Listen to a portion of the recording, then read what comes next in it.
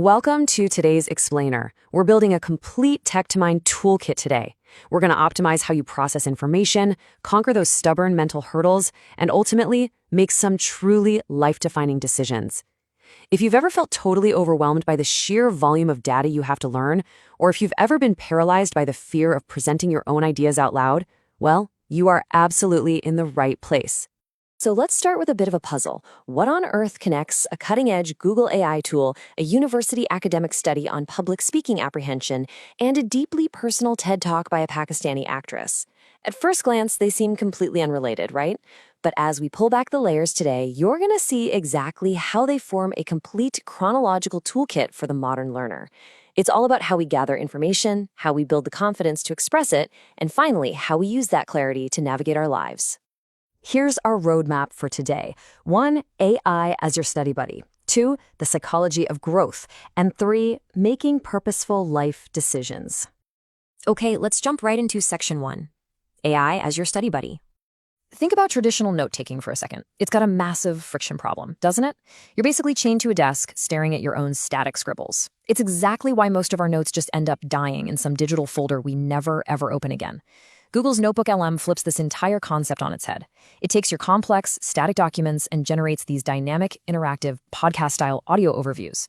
This means you can actually engage with your study materials during your morning commute, while you're folding laundry or hitting the gym. You're literally turning dead time into active learning time. Now, the absolute best part. This tool doesn't act like a hallucinating chatbot that just invents answers when it's confused. It's entirely source-grounded. It only pulls from the materials you give it. And the capacity is just staggering. We're talking up to 50 sources and roughly 25 million words per notebook.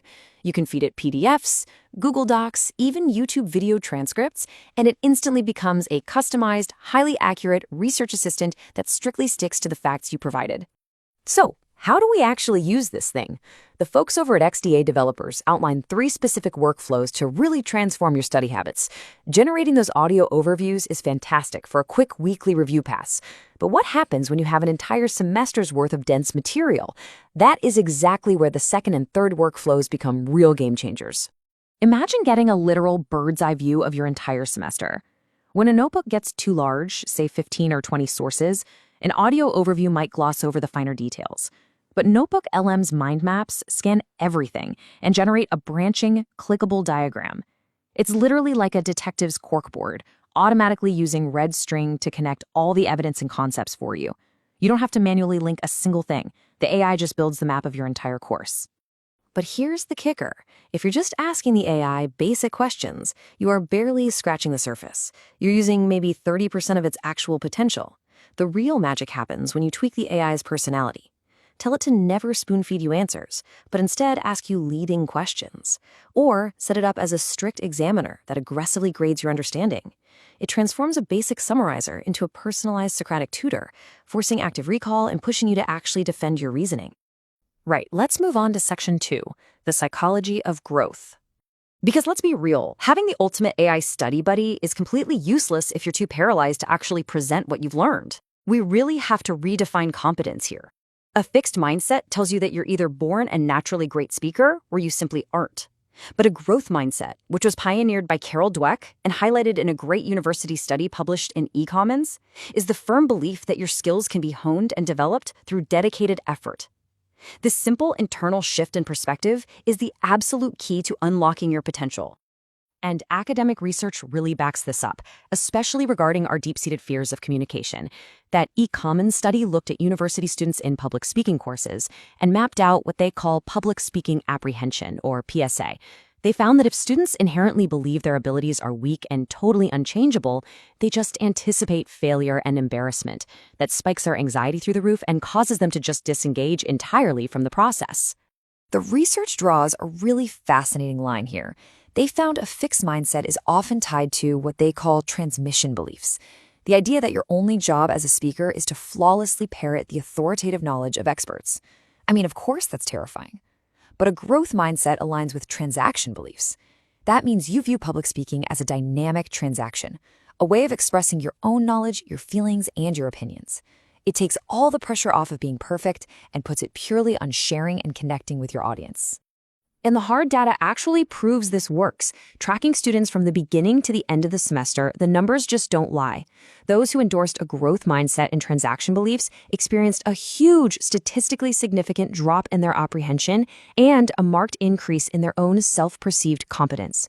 Basically, these students learned that mistakes aren't permanent embarrassments. They're just helpful data points for improvement. Which brings us perfectly to our final section, making purposeful life decisions. This is where we see the ultimate real-world application of overcoming these mental hurdles. Take a look at this timeline mapping out Pakistani actor Zara Noor deeply personal journey. In an incredibly moving TED Talk at GCU Lahore, she talked about her intense passion for acting from a very young age. But, facing strict family resistance, she made a misguided decision. She got married simply to escape her home, hoping it would give her the freedom to pursue her dreams abroad. Instead, she found herself in a situation that didn't feel right at all, which ultimately led to divorce and a really devastating low point in her life. She had to break past some intensely fixed societal stereotypes that just compounded all of her personal setbacks. In Pakistani society, she faced this cruel double stigma. The whispers of, "Hi, actress hai, upar se divorcee," meaning, oh, she's an actress, and on top of that, a divorcee, created massive external pressure. If she had kept a fixed mindset, that heavy societal judgment would have permanently paralyzed her career and her life. But at Zara's absolute lowest point, she found a massive source of transformative strength, watching her mother bravely battle cancer.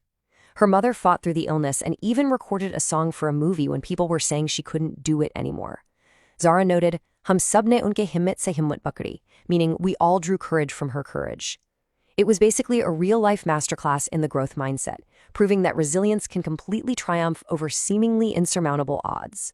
She realized that true purpose and clarity only come from absolute, unapologetic self-awareness. Before she could tune out those negative societal voices, she had to truly find herself. She reconnected with her faith and realized her earlier decisions were based on a really shaky understanding of what she actually wanted. When she later met her second husband, she made sure she didn't lose herself again. Her guiding principle became, mujhe hi rehna tha. I just had to remain myself. So the ultimate lesson we take from her TED Talk is this. Conquering fear requires you to step up and be the main character of your own life. You simply cannot make decisions just to escape an uncomfortable present, like Zara initially did. You have to know the why behind every single choice. You need to understand what actually drives you, and in a world that is just full of external pressures and fixed stereotypes, you absolutely must put your own authentic self first. I want to leave you with this final thought for today's explainer, challenging you to apply this entire tech-to-mind synthesis to your own journey. We've explored how to master your information with AI, how to break the heavy chains of fixed thinking and anxiety, and how to harness that newfound clarity to make unapologetic, purposeful life choices. The tools are literally right in front of you. The mindset is yours to claim. So, what purposeful decision will you make today? Thank you so much for joining me for today's explainer, and keep learning.